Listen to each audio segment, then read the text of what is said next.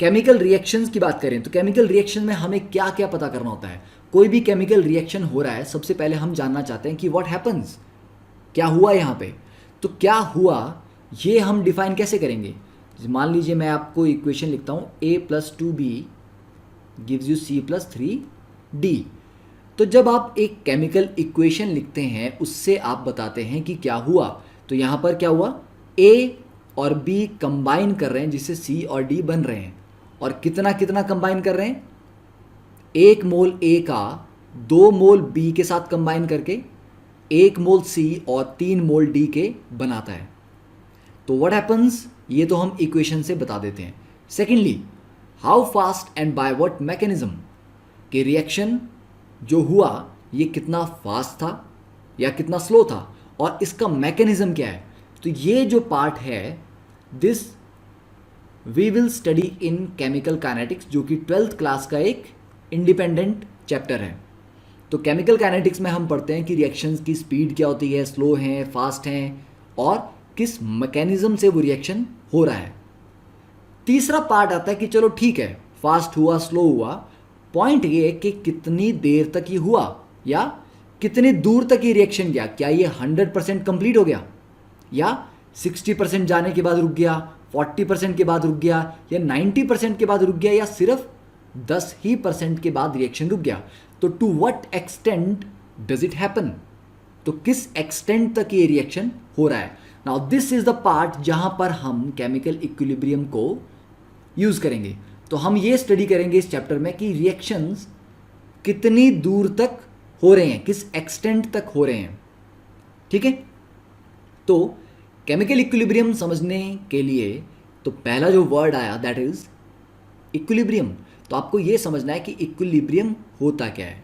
ठीक है, तो एक सिंपल सा एग्जांपल एनसीईआरटी में दिया गया कि मान लीजिए ये कंटेनर है, इस कंटेनर में हमने थोड़ा पानी रखा हुआ है और यहाँ पर और कोई गैस, एयर कुछ भी नहीं है। तो धीरे धीरे क्या होगा, पानी इवेपोरेट करेगा, क्योंकि इवेपोरेशन एक स्पॉन्टेनियस प्रोसेस है। तो धीरे धीरे ये पानी इवेपोरेट करना स्टार्ट करेगा। तो यहाँ पर पानी के वेपर्स बनना स्टार्ट होंगे। तो अभी जो प्रोसेस है सिर्फ पानी ऊपर ही जा रहा है, मतलब इवेपोरेशन ही हो रही है। तो धीरे धीरे यहाँ पर वाटर के वेपर्स ज़्यादा बनेंगे, आपस में काफ़ी नज़दीक आएंगे।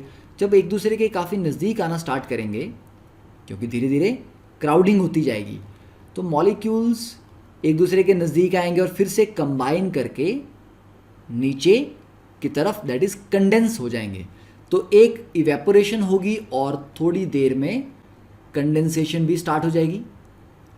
तो बात मान लेते हैं कि शुरुआत में 4 वाटर मॉलिक्यूल्स ऊपर जा रहे हैं, इवेपोरेट हो रहे हैं, और सिर्फ एक वाटर मॉलिक्यूल कंडेंस हो रहा है। तो अभी भी ऊपर जाने का रेट ज़्यादा है, इवेपोरेशन का रेट ज़्यादा है। तो धीरे धीरे यहाँ पर और पार्टिकल्स बढ़ते रहेंगे वेपर में। तो धीरे इनसे क्या होगा, क्राउडिंग होगी। तो ये 1 से 2 होगा, कंडेंसेशन बढ़ेगा, फिर 2 से 3, 3 से फाइनली 4। तो जब rate of evaporation is equal to rate of condensation,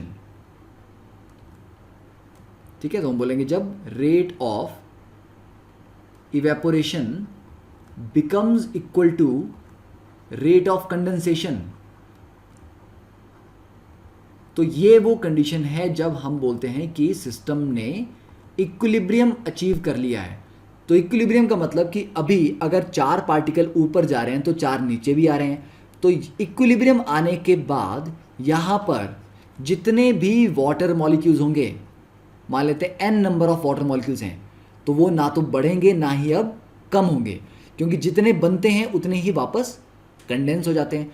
तो इक्विलिब्रियम पे जो प्रेशर है, प्रेशर ऑफ वाटर वेपर्स, क्योंकि वाटर के जो वेपर्स हैं वो फिक्स हो गए, उनके नंबर ऑफ मॉलिक्यूल्स फिक्स हो गए। तो PV is equal to nRT के अकॉर्डिंग, टेम्परेचर तो पहले से फिक्स रखा है हमने, चेंज नहीं किया, R वैसे कांस्टेंट है, नंबर ऑफ पार्टिकल्स वैसे कांस्टेंट हो गए, वॉल्यूम ऑफ कंटेनर वैसे फिक्स है, तो प्रेशर भी फिक्स हो गया। तो pressure of water vapours is now constant, और इस प्रेशर को बोलते हैं वेपर प्रेशर। ठीक है, तो जब इक्विलिब्रियम आ जाता है लिक्विड और उसके वेपर के बीच में, तब जो वेपर का प्रेशर होता है that is called vapour pressure. तो एक तो ये प्रोसेस है कि जहां पर इक्विलिब्रियम आ गया, तो इक्विलिब्रियम में एक चीज तो हमें समझ आ रही है कि हाँ, एक तरफ जाने का रेट और वापस आने का रेट दोनों बराबर होने चाहिए, तभी इक्विलिब्रियम आएगा। अगर ये रेट बराबर नहीं हुए तो इक्विलिब्रियम नहीं आएगा। ठीक है, तो अब इतना क्लियर है। और ये पर्टिकुलर वेपर प्रेशर का कॉन्सेप्ट हमने गैसेस स्टेट में भी पढ़ा था। अब नेक्स्ट बात करते हैं कि इक्विलिब्रियम को डिफाइन करना है तो क्या है equilibrium. Basically it's a state of a system. Thermodynamics में जब भी आप थर्मोडायनेमिक प्रोसेस करवाते हैं तो वो सिस्टम स्टार्टिंग में इक्विलिब्रियम में होता है। तो थर्मोडायनेमिक के लॉ सिर्फ इक्विलिब्रियम पे ही अप्लाई होते हैं। तो इक्विलिब्रियम एक स्टेट है सिस्टम की। कौन सी स्टेट? जब उसकी सारी की सारी प्रॉपर्टीज चेंज करना बंद कर देती हैं। ठीक है, मतलब सिस्टम की कोई भी प्रॉपर्टी हो, उसका कलर हो, उसकी शेप हो, उसकी कंसंट्रेशन है, प्रेशर है, वॉल्यूम है, नंबर ऑफ मोल, कोई भी प्रॉपर्टी वो चेंज करना बंद कर देती है। तो ये इक्विलिब्रियम केमिकल चेंज में भी मिलता है, फिजिकल चेंज के दौरान भी मिलता है, थर्मोडायनेमिक प्रोसेसेस में भी हम इक्विलिब्रियम की ही बात करते हैं। ठीक है, तो इक्विलिब्रियम सब जगह मिलेगा आपको, केमिकल चेंज में, फिजिकल चेंज में, थर्मोडायनेमिक्स में, फिजिक्स पढ़ोगे वहाँ पर मिलेगा स्टेबल अनस्टेबल इक्विलिब्रियम। तो अगर हम ज़ीरो से बात चलते हैं और किसी सिस्टम को डिफाइन करने की बात करते हैं तो हम बोलते हैं कि every system is defined by certain variables. जैसे कि a ball lying on the table. तो अगर बॉल एक टेबल पे पड़ी है तो इसको आप कैसे डिफाइन करोगे? आप बताओगे इसकी पोजीशन कहाँ है, कि टेबल पे बॉल यहाँ है, तो लेट अस से कि ये आपका जीरो पार्ट है कोऑर्डिनेट सिस्टम। तो यहाँ से एक्स एक्सिस में इतना है, वाई एक्सिस में इतना है। ठीक है, तो बॉल को डिफाइन करने के लिए हम मान लेते हैं उसके x y z coordinates define कर रहे हैं। बॉल का मास कितना है ये डिफाइन कर रहे हैं, बॉल की शेप क्या है ये डिफाइन कर रहे हैं। तो इन सभी चीज़ों को डिफाइन करने से उस सिस्टम को हम बता रहे हैं। तो अगर मैं आप कहूँ कि एक इतना लंबा टेबल है और 1 फीट के डिस्टेंस पे ऊपर की तरफ भी मान लीजिए 1 फीट है और यहाँ पर एक बॉल रखी गई है, बॉल का मास 20 ग्राम है या 30 ग्राम है, उसकी शेप ऐसी है, तो आप समझ जाएंगे कि हाँ सिस्टम कैसा है। एक और सिस्टम लेते हैं, 2 bodies which are at 2 different temperatures are in contact with each other। तो 2 बॉडीज़ हैं, दोनों का टेम्परेचर अलग अलग है और दोनों को इकट्ठे रख दिया गया है। तो एक हमारे पास हॉट बॉडी है और दूसरी बॉडी है रिलेटिवली कोल्ड। तो क्या होगा, हॉट बॉडी से हीट फ्लो करेगी कोल्ड की तरफ, तो हॉट बॉडी का टेम्परेचर कम होता जाएगा और कोल्ड बॉडी का टेम्परेचर बढ़ता जाएगा। और ऐसा कब तक होगा? ऐसा तब तक होगा जब तक दोनों के टेम्परेचर बराबर नहीं आ जाते। ठीक है, तो इस सिस्टम को डिफाइन करने के लिए हम क्या करेंगे, हम दोनों बॉडीज़ का टेम्परेचर बताएंगे। ठीक है, उनकी वॉल्यूम क्या है ये बता सकते हैं, मास क्या है उनका ये बता सकते हैं। ठीक है, फिर तीसरा सिस्टम लेते हैं, a chemical reaction taking place in a closed beaker. तो एक क्लोज्ड कंटेनर में केमिकल रिएक्शन हो रहा है, तो मान लो A + B gives you C। तो आप क्या क्या बता सकते हो इसके बारे में? आप ये बता सकते हो कि शुरुआत में A की कंसंट्रेशन कितनी है ये बता सकते हैं, B की कंसंट्रेशन कितनी है, C की कितनी है, प्रेशर कितना है, वॉल्यूम कितनी है, टेम्परेचर कितना है। ठीक है, ये सारी चीज़ें आप बता सकते हो। तो किसी भी सिस्टम को डिफाइन करने के लिए हम कुछ प्रॉपर्टीज़ डिफाइन करते हैं। ओके, तो लेट अस से एक टाइम ऐसा आता है कि ये जो प्रॉपर्टीज़, ये जो वेरिएबल्स हम यूज़ कर रहे हैं सिस्टम को डिफाइन करने के लिए, ये वेरिएबल्स एक टाइम के बाद चेंज ही नहीं होते। मतलब बॉल के लिए जो XYZ कोऑर्डिनेट्स हैं वो बॉल वहीं पड़ी हुई है, सुबह भी वहीं है, शाम तक वहीं है। तो इसका मतलब बॉल अपनी जगह से मूव नहीं कर रही, उसका मास भी चेंज नहीं हुआ, उसकी शेप भी चेंज नहीं हुई।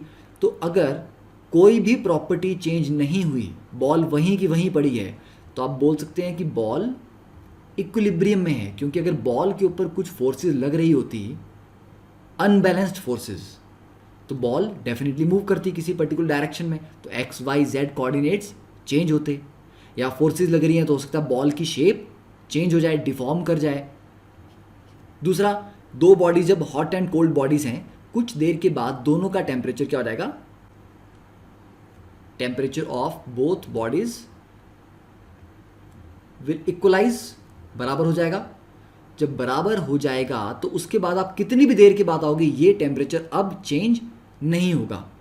ठीक है, तो अब हम बोलेंगे कि सिस्टम ने इक्विलिब्रियम को अचीव कर लिया है। तो मतलब इक्विलिब्रियम वो टाइम है जब बॉडीज का जो टेम्परेचर है या जो प्रॉपर्टीज हैं सिस्टम की वो चेंज नहीं होती। और केमिकल रिएक्शन के बारे में बात करें तो मान लो एक टाइम ऐसा आया कि आपने देखा कि आप ए की कंसंट्रेशन जितनी है उतनी ही है, वो ना बढ़ रही है ना घट रही है। बी की कंसंट्रेशन भी टाइम के साथ चेंज नहीं हो रही, सी की कंसंट्रेशन भी चेंज नहीं हो रही है, ना प्रेशर चेंज हो रहा है, ना वॉल्यूम, ना टेम्परेचर, ना कलर, कोई भी प्रॉपर्टी इस रिएक्शन की चेंज नहीं हो रही। तो अब हम बोल सकते हैं कि रिएक्शन और the system has attained equilibrium. ठीक है, तो जब change in variables with respect to time is zero, मतलब d of variables with respect to time is zero, means system has reached equilibrium. Okay,